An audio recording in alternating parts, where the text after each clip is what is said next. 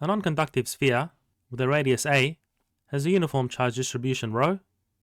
The center of the sphere is at the origin of the coordinate system.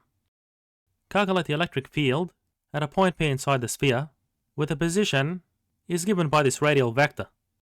Well, using Gauss's law and taking a Gaussian surface that's at some radial distance from the origin, then we can apply Gauss's law, being the electric flux through the surface, so that will be E by 4 pi r squared, being the surface area, is equal to the volume charge density by the volume of the sphere, being 4/3 pi r cubed, on the permittivity of free space.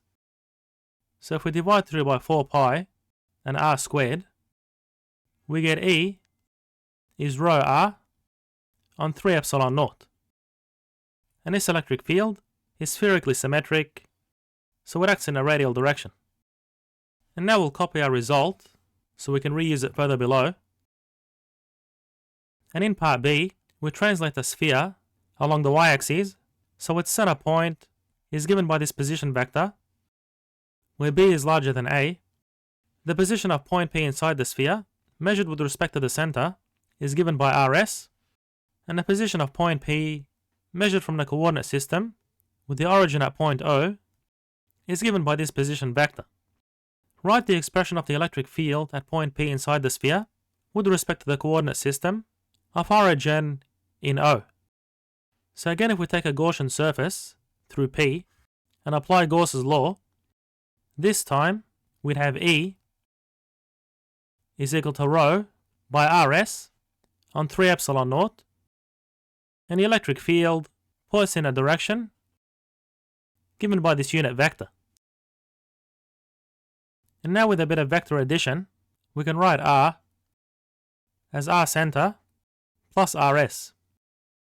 And in our problem, we're given R is R by R hat, and R center is the constant B in the J direction. And we have plus RS, which is simply RS by the unit vector R hat S. So if we solve this equation, then we can write this expression as ρ on 3 epsilon naught by R hat minus B by J. And now let's copy these electric fields to reuse in the third part of the problem.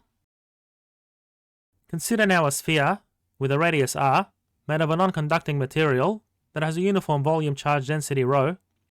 The center of the sphere is at the origin of the coordinate system. A spherical cavity with a radius a, being less than the radius of the outer sphere, is then carved out from the sphere. As shown in the figure, the center of the cavity is on a y-axis at a distance of b from the origin. Find the direction and magnitude of the electric field at any point within the cavity. So here we have a spherical surface with a hole, so we can't treat it as a closed surface and apply Gauss's law directly, but we have applied Gauss's law to these individual cases in part A and part B of the problem.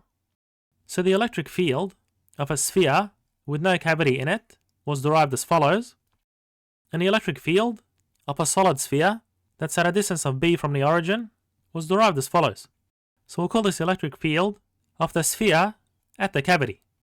So essentially, when we cut this part of the sphere out, we have the net electric field is the electric field of the solid sphere, so that has all the charge in it, and we subtract the electric field of the solid sphere that used to be where the cavity is.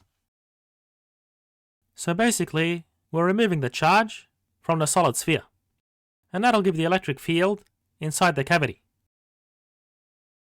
So if we subtract this expression from this expression, then the first term cancels, and we're left with ρb on 3 epsilon naught along the y direction.